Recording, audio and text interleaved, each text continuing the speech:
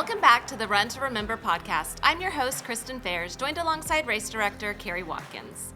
In this week's episode, you'll meet Marla Freeman, Community Relations Manager at Devon Energy, our presenting marathon sponsor. Next, meet Ainsley's Angels Central Oklahoma Ambassador Chris Brinkley.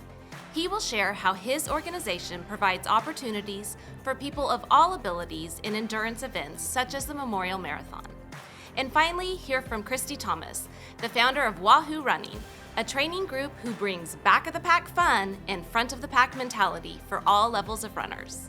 The 2026 OKC Memorial Marathon takes place the weekend of April 24th through the 26th. Visit okcmarathon.com and sign up to run, walk, or volunteer. Carrie, we're back. We're thawed out. It's warming up. It is still winter, but we're putting it all in. And we saw lots of people get their miles in the cold, which was fun. Crazy, but fun. You know, you've always said runners are crazy. They are, but I love them. But you love them. Yeah. Because that's why we're here. That's why we're here, and they have a great mentality of pushing forward. And they did. We had that competition, and people would send these pictures in without a shirt on, running outside. I'm like, what is wrong with him? Runners are crazy. Runners are fun. But we love it. Yeah, we're thrilled to be back, and we're thrilled to have a little warmer weather this weekend. So let's hope people get out and run. Closer and closer to race day. I know, it's kind of scary. I know. But it's going to be great. Yeah. It is going to be great. We're going to start off today with Marla Freeman, who's the Community Relations Manager at Devon Energy, which is our presenting sponsor of the marathon. Marla, we're so glad to have you here today. It's so good to be here. Marla's the best, by the way. She's the best. She touches everything in the community. We're so grateful for her help with the memorial and the Memorial Marathon. So. Well, and Devon, you guys have been here from the get-go. This is an important event for you to sponsor. Can you talk to us about the sponsorship? Sure. Devon, the marathon is just really synonymous with our partnership. I feel like it's something we've done for years. We are part of the downtown community and have been since the 1995 bombing and before, and we've been part of the marathon since its inception in 2001. So we're very privileged to be a part of it. It's something our employees love, and it's just a great way for us to remember and to give back and feel connected to the organization. And all runners run right to the Devon Tower and then turn toward Robinson on Park. What's your favorite part of the race? I love the finish line. It's so fun to be down there and watch people come through, and just the emotion and the mental challenges that they've overcome during this and the physical challenges. It's amazing to be part of it. And your employees show up in big ways on race weekend. Can you talk about the involvement of employees? Absolutely. Our employees love the marathon. They love to be involved in numerous ways. We have almost 100 runners, and many of them have done it. That's amazing. Many of them have done it since the very beginning. We also have a lot of volunteers. So one thing that Devon has done for the last few years is cleaned the 168 chairs at the memorial. And our employees have given us great feedback that it's just a way that they really feel connected. It's a way that they can honor the victims and their families and prepare the facility for all the visitors that we get throughout the world. It's really incredible to see those employees kind of take over the field of empty chairs. Mm-hmm. And we do take great care in cleaning those 2 or 3 times a year, but they always take April, and it's nice to watch. That's a neat connection. Yeah. What about, do you have any personal stories from the marathon? I have several. I've been involved in different ways through volunteering. I did run the half many, many moons ago. It was very challenging. I am not a runner. But if you ran the half, you're a runner. Sure. I had struggled to get to the finish line, but it was amazing. I'm glad I did it. It's one of those things that I'm glad that I was able to do, just to feel connected to it. And you can feel connected in so many ways through volunteering also, which is what I choose to do now instead of running. Another fun story, I have a brother-in-law who is from Belgium, and he happened to be here with my sister-in-law last year during the race, and he is a runner. And we decided to talk him into signing up. He learned more about it and got pretty passionate about it and was excited to be here. And he was so excited to run the full marathon and see the Belgian flag at the end. And he ran. He ran. That's he so sure fun. did. Isn't that so cool? I love that. Yeah. He said he wasn't ready for it, but he runs he's like a triathlete, so he was very much That's so prepared fun. for it and did a great job. Well, and wellness is a part of the workplace. It's growing, and you guys have a great gym, and you do a lot for your employees. Tell us a little bit about that. Absolutely. Wellness is more than just physical. It's so mental as well, and it's also excited to be connected to a cause. So we feel like this is a great opportunity for our employees to not only be active physically, but to also just be connected to their neighbors and just see the excitement in Oklahoma City and connected to the company and Oklahoma City as well. It's great. So for someone who's kind of just new to this, what would you say about the Memorial Marathon to get them to jump in either as a runner or a volunteer? Welcome. I hope that everybody that participates, whether they're from here or from far away, really takes a moment to just remember why they're doing it and just to come here. I also hope that they see the resilience of Oklahoma City, how much we care about each other, how much we take care of our neighbors, and just take a moment to reflect on that, whether they're running or volunteering, because this is so much bigger than just a race. Wow, thank Yeah. you very much. Yeah, well, thank you for your partnership all these years. Yes, you. so grateful. Yeah. It's definitely a privilege to be a part of it. I appreciate you guys. Thanks, Marta. Thanks, Marla. You know, she's such a representative of Devon and kind of the culture there and just the great spirit. They're great neighbors. They're great community partners. Companies can decide what they want to do. They don't have to do anything, and Right. Devon is a standout company. We've got several in Oklahoma City, and grateful for them. Yeah, couldn't do it without No, we all these couldn't. partners. Yeah. No, we couldn't. All right, so our next guest, you might have heard him before if you've been listening to the podcast since season 1. It's Chris Brinkley, who's representing the Ainsley's Angels today. Chris, we're excited to have you back and hear more about the Ainsley's Angels and your organization and the mission that you all have. Can you just share a little bit about it? Sure. Ainsley's Angels is a nationwide nonprofit devoted to promoting inclusion with folks with special needs in our community, primarily through endurance events. And so what that means is we participate in everything from 5Ks to ultra marathons, triathlons, cycling events. We provide able-bodied runners and specialized racing wheelchairs for our athletes. I work with race directors to get our special needs athletes into the races so that they get the same swag that all the other runners do. We put their names on the chairs so that as the chairs are going around the course, it's the special needs rider that's getting the cheers from the crowd and at the finish line. It's an I hear it's amazing incredible adventure. that people just cheer them on along the way. It is I had a absolutely friend who did phenomenal. it, who pushed a chair a couple years ago, and she just said it was one of the best things she ever done. It changes why you run. It really does. I mean, it stops being about why am I here, and what can I do for this person in the chair that otherwise is not going to get a chance to participate in the race. And it does. It changes you. How did you get involved with this? So back in 2017, when I started running, I was spending time with a young lady named Kara who had Rett syndrome. And Rett syndrome is a rare genetic disease that slowly robs young girls of their fine motor control. So they can't feed themselves, they don't walk, they can't eat, or can't talk. And I had a friend in North Carolina whose son has cerebral palsy who reached out to me and said, Chris, I see you running, I see you spending time with Kara. Do you know about Ainsley's Angels? And she told me about it. I made the connection. I talked to Kara's mom, who was a runner at the time, and said, hey, let's run the memorial together. And unfortunately, due to some logistical issues, that never happened, and Kara passed away before I got a chance to push her in a race, and I just said, you know what, nobody gets left behind on my watch again. And so here I am 115 Angels races later Wow. or so. How many participants will you have in the marathon, you think? Normally in the 5K, we'll have half a dozen, at maybe somewhere around there, and then for the half and full, it varies really from year to year. We'll have anywhere from half a dozen to maybe 15. And you recruit runners to run. Absolutely. Anytime somebody sees me out, please come up and talk to me. I like to try to also go to the running clubs and talk to them. Folks like Land Runners Right. and say, hey, come down and let us tell you about our mission. Come participate. Come give this a try just because, as we talked about, it is such a life-changing experience. Yeah. Yeah. It's What always it's always so powerful and energizing to see them at the start line. Because, I mean, it's just you're not only you're having the hard of running a marathon or a half marathon or a 5K, but you're also pushing. Which Yeah, is, and you're giving them an experience of a lifetime. totally, yeah. Well, and like you pointed out, being on the starting line at the memorial, that's the best seat in sports in Oklahoma. I mean, the 168 seconds of silence hits different standing on that starting line. Yeah. It's amazing. What does race day look like for you when you're pushing? I'm sure it's a little bit different than. We show up about an hour and a half before the race starts, because we have to put chairs together, we have to get riders into their chairs, check with families to see, are there any special needs that So the that's rider like may 4 or have. 4:30 on Yeah. race day. Yeah, we're here insanely early.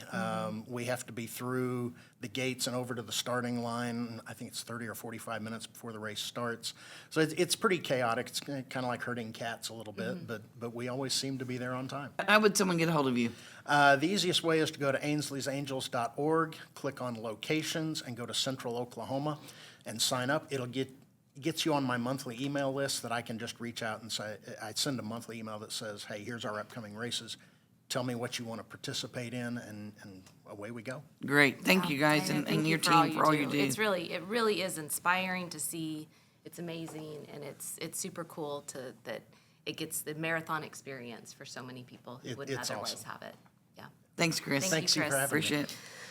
Very moving story. Yes, it is. I'm Yeah. really grateful for their help and for all the runners who pitch in and decide Yeah. that's how they'll tackle the race. Yeah, So 'cause it's nice. not easy. No. No. Before we talk with our final guest, we have a message from Omni Hotel in Oklahoma City, the official host hotel of the Oklahoma City Memorial Marathon. Located in the heart of downtown, Omni welcomes runners, families, and visitors from all over the country for race weekend. I'm Paul Kiley, Director of Sales and Marketing at the Omni Oklahoma City Hotel. On behalf of all the associates of Omni Hotels and Resorts, we're honored to support the Oklahoma City Memorial Marathon as the host hotel. Genuine hospitality matters to all of us, and as new neighbors in the downtown community, we welcome our guests, the runners, and volunteers. Oklahoma City's narrative continues to evolve, and the Omni is proud to pay homage to the heritage and the modern progress of this resilient city. We'll see you at the finish line. Our next guest is another familiar voice on the Run to Remember podcast. She's a runner and training coach with over 35 years of experience. Please welcome Christie Thomas.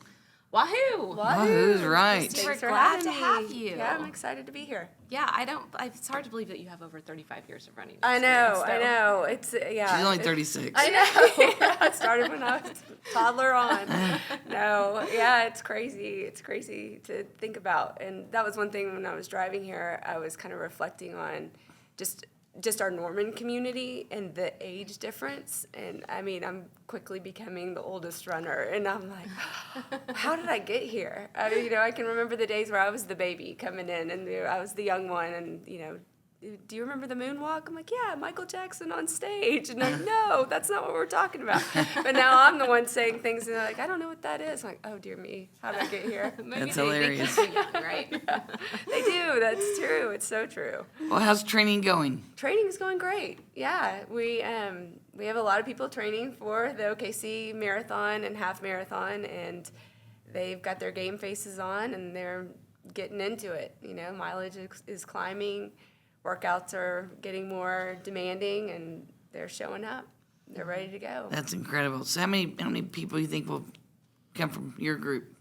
I would imagine, that one of the coolest moments last year, we were outside the Omni. A lot of people get a room at the Omni, even though they live here in Norman or Edmond or OKC. way easier. Just to have kind of a runcation, I guess, like Yeah. a staycation.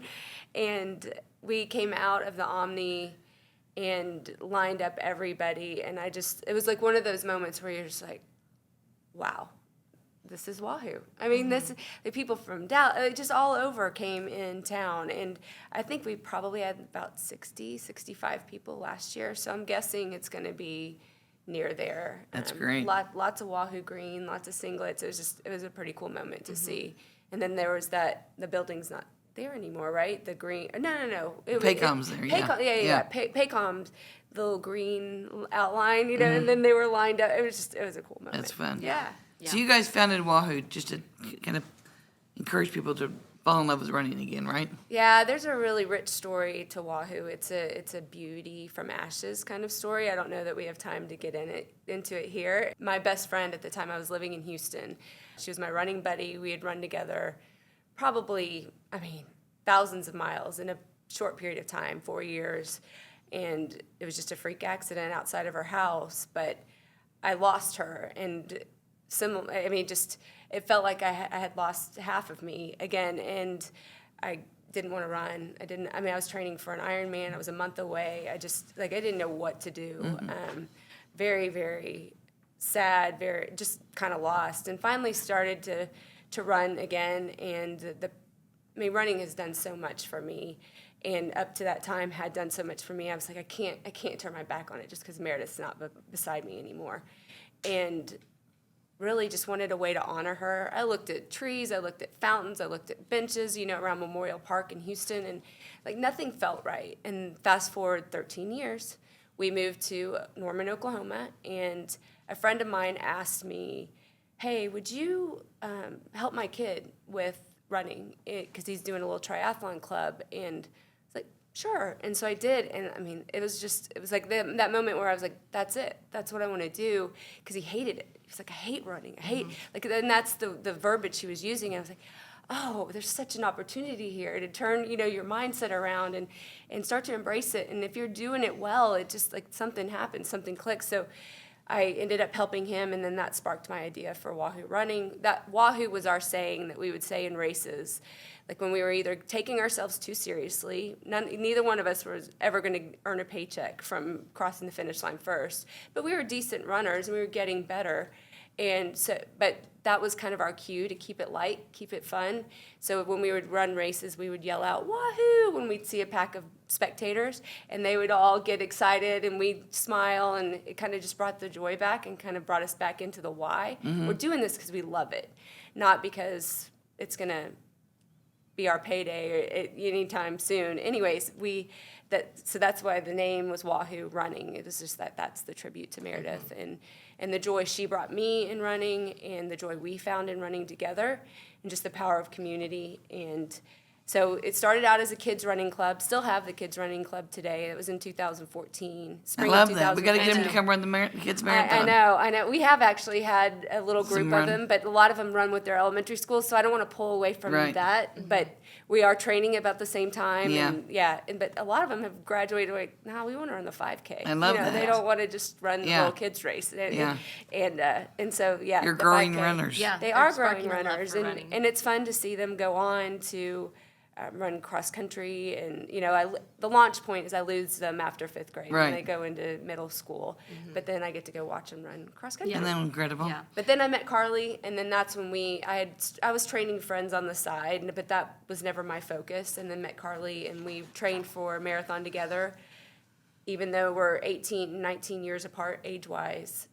Just became good friends and talked through starting Wahoo Running and kind of getting into the adult realm, and then there you go. Here we are. Here we are. You've trained so many runners. What you've given us lots of advice over the years, but today let's talk about if somebody's kind of feeling unmotivated or stuck in their running or sick of the weather, whatever it is. You kind of reach this point in your training where you're like, oh, I still have a ways to go. Yeah, I mean, I really do feel like that's where community comes into play. Like have somebody, even if it's just one person, that can get you out the door, and you can feed off of their energy. Now, if both of you are in the dumps, then look out and just get inspired somewhere. But one of my favorite things that I've seen recently is do it unmotivated, because mood follows action, right? Sure. And so just go out and tell yourself, I'm going to run for 5 minutes, and that 5 minutes will turn to 20, and then you'll end up doing whatever the workout is that you were designed to do or were planned to do.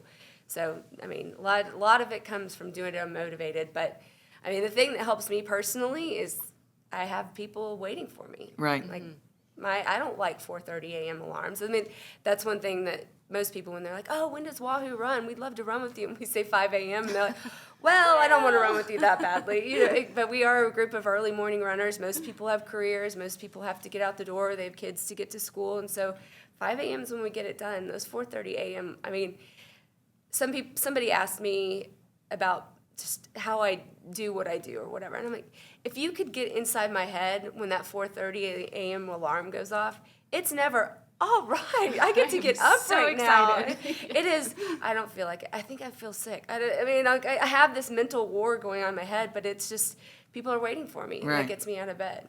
So if someone's running for the first time, what tips would you give them, and what would their mindset be on race day?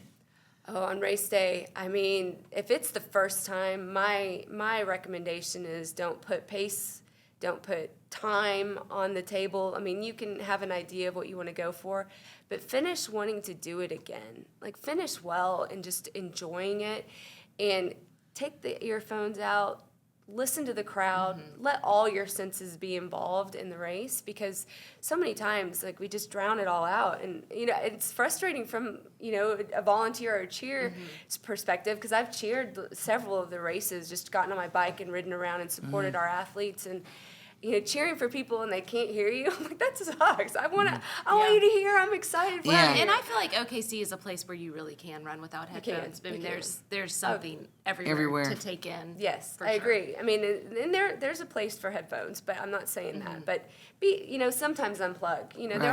There are some quieter moments on the course. Plug in if you need to, but otherwise, there's so many great people cheering for you. Be open to hearing that.